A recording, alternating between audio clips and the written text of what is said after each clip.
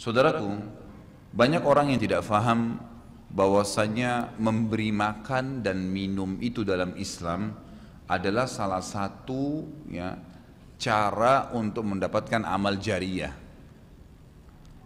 Jadi banyak orang memikirkan amal jariyah itu hanya membangun bangunan, hanya membagikan Al-Quran sehingga dihafal.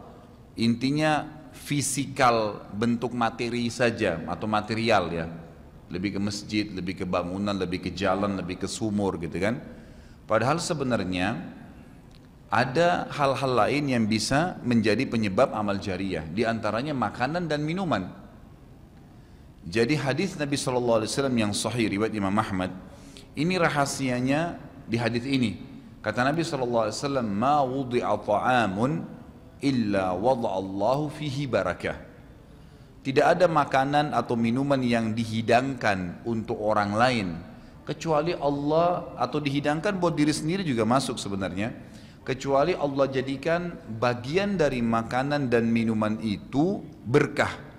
Maksudnya berkah apa? Kata para ulama, dia akan berada di tubuh orang yang mengkonsumsinya selama dia masih hidup.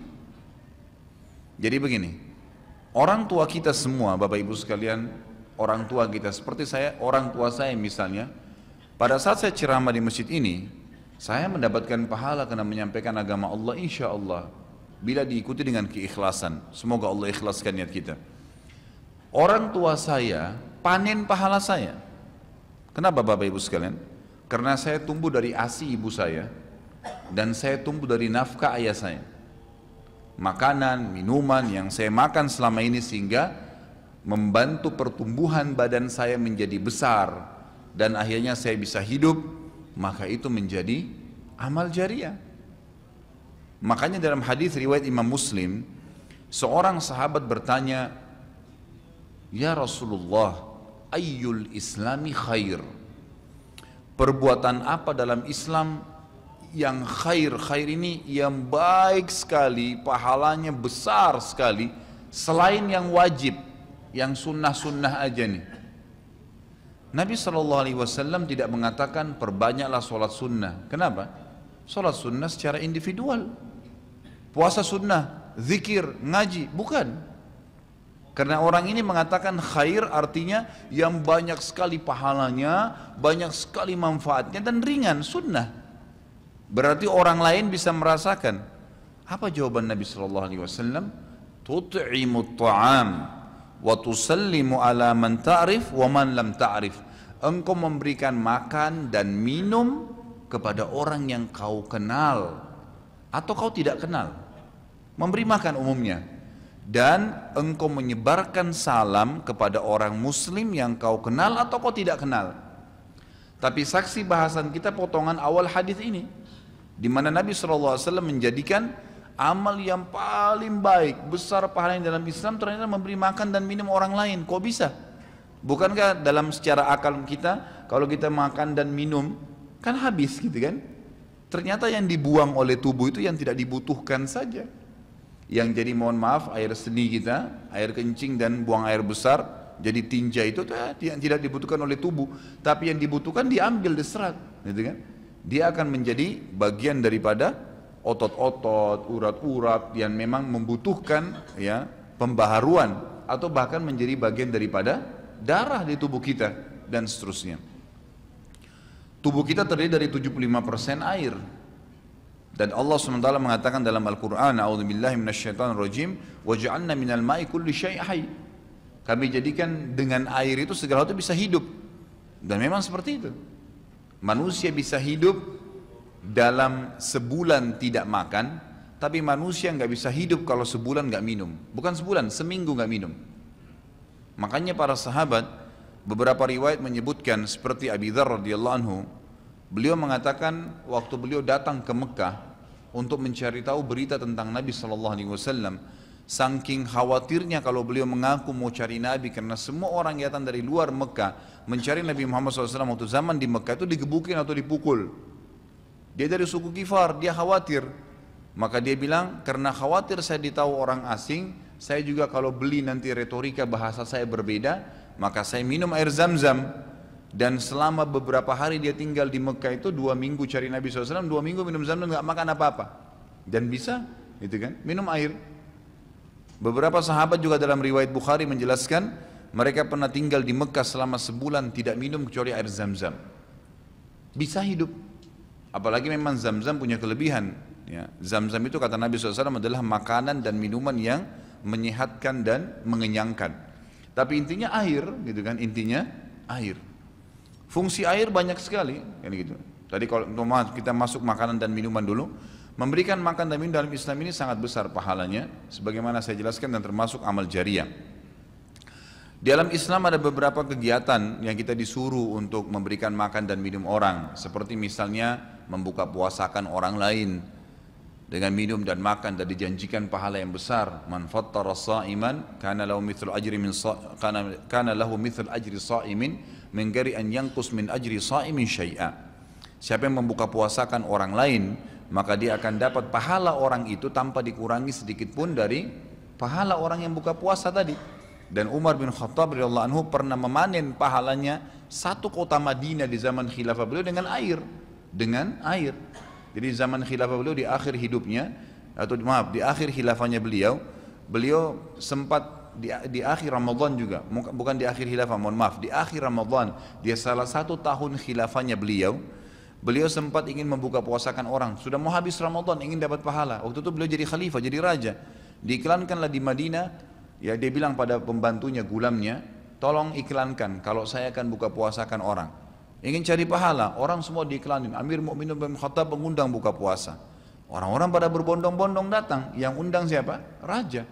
Yang orang bayangkan ini akan ada kambing bakar, yang akan ada ini, akan ada itu, macam-macam. Raja yang undang, gitu kan. Ternyata Bapak Ibu sekalian, waktu sudah ngumpul semua jemaahnya, masyarakat depan Umar menyuruh membagikan gelas-gelas yang zaman itu memang terbuat dari tanah liat. Kemudian dibagikan satu-satu dan disuruh antri di sumur. Gitu kan?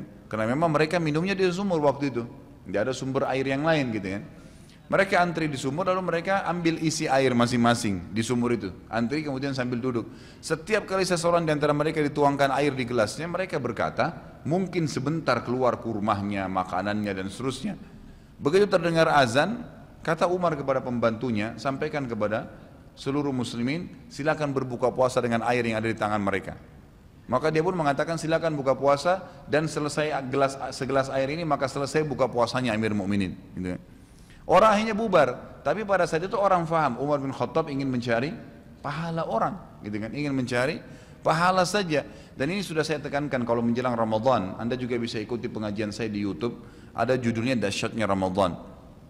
Salah satunya itu kalau tiba Ramadan, ikhwah, maka maksimalkan waktu membuka puasakan orang. Apa susahnya membeli sedus air, ya, air mineral, berapa harganya? 20.000, 30.000, 20.000 rupiah kalau nggak salah ya. Air mineral gelas, isinya berapa? 40 sekian.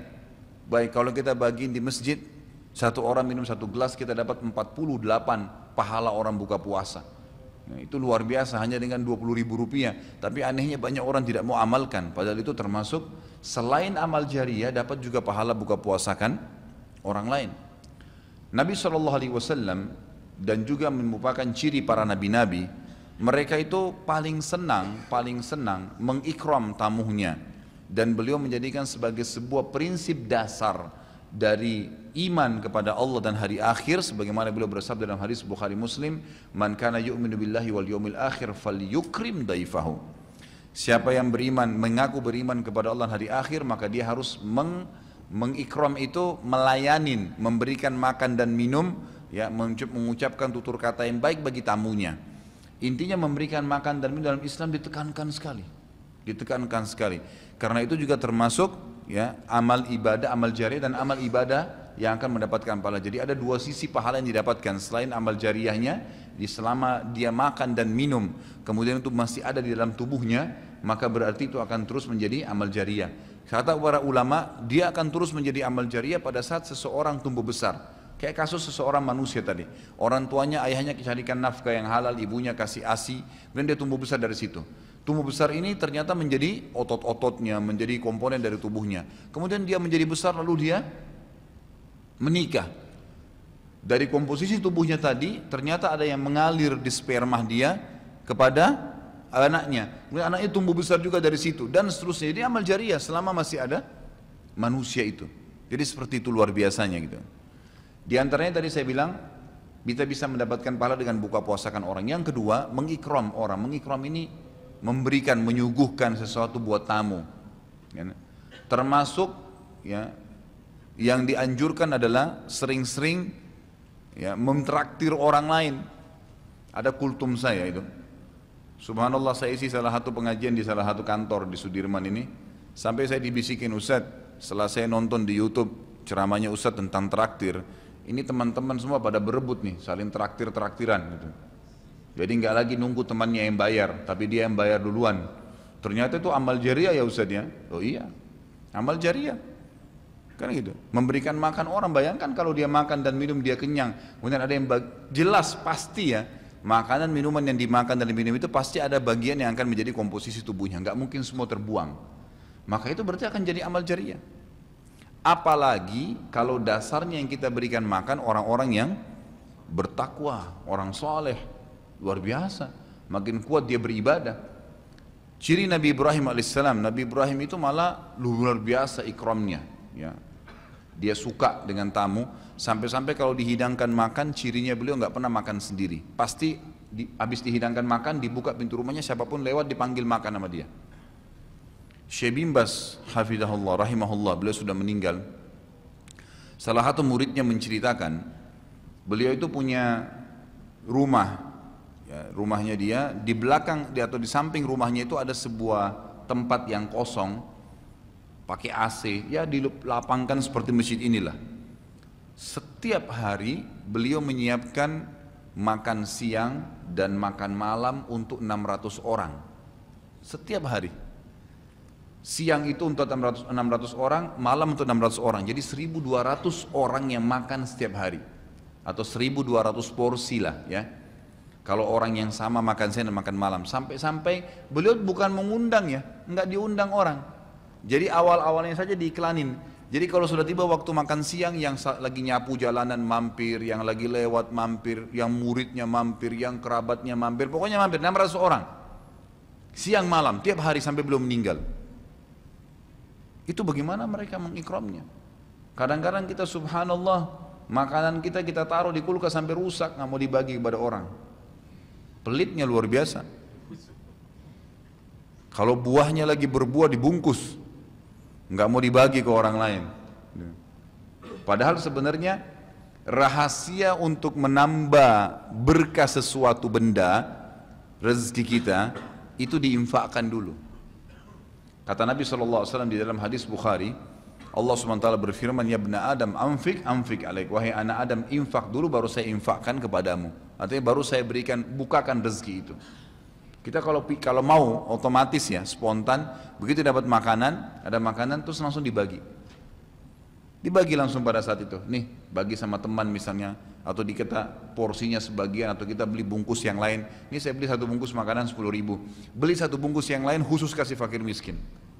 Sebagai tanda syukur terhadap makanan tadi itu. Langsung diinfakkan. Itu spontanitas, tidak berhenti rezekinya tuh.